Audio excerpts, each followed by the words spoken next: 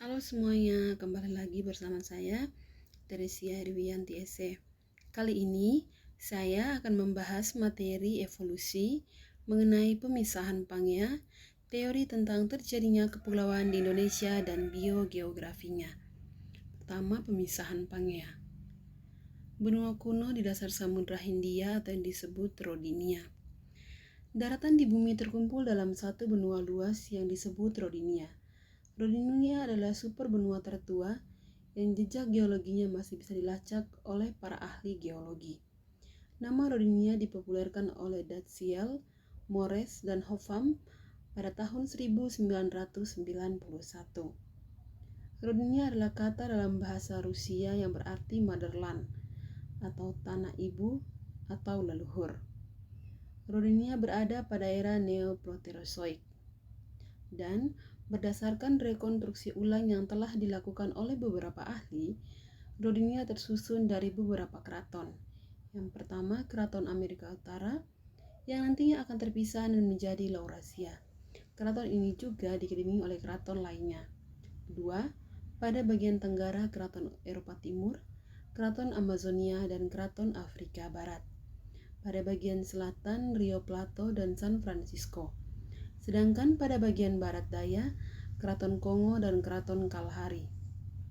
Pada bagian timur laut, ada Keraton Australia, Keraton India, dan Keraton Antartika. Sedangkan untuk Keraton Siberia, Keraton Cina Utara, dan Cina Selatan, para ahli memiliki perbedaan pendapat untuk rekonstruksi keraton ini. Poin yang berikutnya, Gondwana dan Laurasia. Karena pergerakan kerak bumi, Rodinia terpisah menjadi dua superbenua, yaitu Gondwana dan Laurasia. Bagian-bagian yang akan membentuk Indonesia termasuk dalam superbenua Gondwana dan juga Australia. Pada masa ini, Pulau Irian atau Papua sudah terpisah dari Australia, sedangkan pulau-pulau lainnya dari Indonesia masih tergabung dalam Keraton Cina Utara. Poin yang selanjutnya, Pangea. Pangea juga merupakan superbenua yang terbentuk dari bersatunya Gondwana dan Laurasia. Pada era Paleozoik, yaitu era setelah Neoproterozoik, teori Pangea adalah sebuah teori yang menyatakan bahwa jutaan tahun yang lalu semua benua bergabung bersama dalam satu daratan besar yang disebut Pangea, sebelum akhirnya benua sekarang terdiri dari 5 benua. Teori selanjutnya mengatakan bahwa benua-benua akan terus melayang sampai mereka bertemu lagi dalam konfigurasi yang berbeda. Teori Pangea sendiri didasari oleh teori Alfred Wegener, seorang ilmuwan dari Jerman.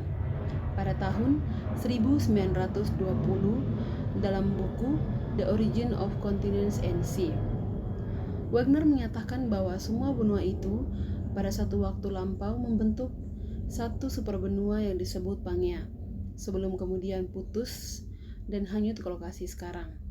Jadi, benua pada zaman dahulu dibaratkan sebuah batu apung yang bergerak karena adanya pergerakan lempeng di bagian bawah kulit bumi. Pangea mulai memecah dirinya menjadi benua atau daratan yang lebih kecil yang bernama Laurasia, membentuk daratan belahan selatan seperti Amerika Latin, Afrika, India, Antartika, Australia, Selandia Baru, New Guinea, dan lain-lain. Dan Gondwana membentuk daratan belahan utara seperti Amerika dan Eropa selama periode Jurassik atau zaman dinosaurus. Sedangkan pada akhir periode Cretaceous, benua-benua yang ada sama dengan benua yang kita lihat sekarang ini, yaitu 5 benua. Periode Cretaceous. Periode Cretaceous termasuk dalam era Mesozoik. Pada periode ini, Cina Utara dan Cina Selatan sudah menyatu dan mulai membentuk benua Asia. Begitu juga dengan Malaya bersatu dengan benua ini. Selanjutnya, periode Tersier. Periode ini juga termasuk ke dalam era Cenozoik. Pada periode ini, Indonesia mulai terbentuk. Pulau Jawa, Sumatera, dan Kalimantan masih terpisah jauh dengan Pulau Papua. Pulau Sulawesi terbentuk dari pulau-pulau kecil bagian dari daratan Asia, daratan Australia, dan pulau-pulau kecil yang awalnya berada pada Samudra Pasifik yang disebabkan oleh pergerakan kulit bumi. Pulau-pulau ini kemudian membentuk Sulawesi. Sekitar 1 juta tahun yang lalu, pada saat Pulau Sumatera, Pulau Jawa, Pulau Bali, Pulau Kalimantan masih menyatu dengan semenanjung Asia, atau yang disebut dengan paparan Sunda. Paparan Sunda ini terpisah oleh naiknya permukaan air laut mulai dari 20.000 tahun yang lalu sampai sekarang. Dengan permukaan air laut yang naik turun karena dipengaruhi oleh suhu bumi dan gletser, beberapa kali paparan Sunda ini terpisah menjadi beberapa pulau, kemudian menyatu kembali dan terpisah lagi kembali secara berulang-ulang sampai kita lihat pada saat sekarang ini. Pulau Sumatera, Jawa, dan Kalimantan yang merupakan bagian dari Keraton Cina Utara yang kemudian akibatnya pergerakan kulit bumi membentuk daratan Asia, dan pada periode tersier Pulau Sumatera, Jawa, dan Kalimantan terpisah. Selanjutnya, biogeografi. Indonesia dengan luas wilayah 1.990.250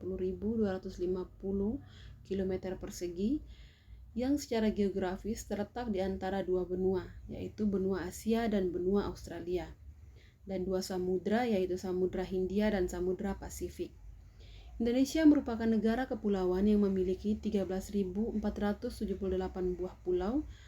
Jumlah yang tersebut adalah jumlah yang didaftarkan ke PBB, yang diidentifikasi berdasarkan metode dan definisi konvensi PBB. Sedangkan secara fitogeografi, Indonesia termasuk ke dalam Paleotropical Kingdom, Indo-Malaysian, Subkingdom Malaysian Region. Perbedaan penyebaran fauna dan flora secara geografis ini sangat dipengaruhi oleh kemampuan masing-masing jenis dalam melakukan pemencaran dan bariernya.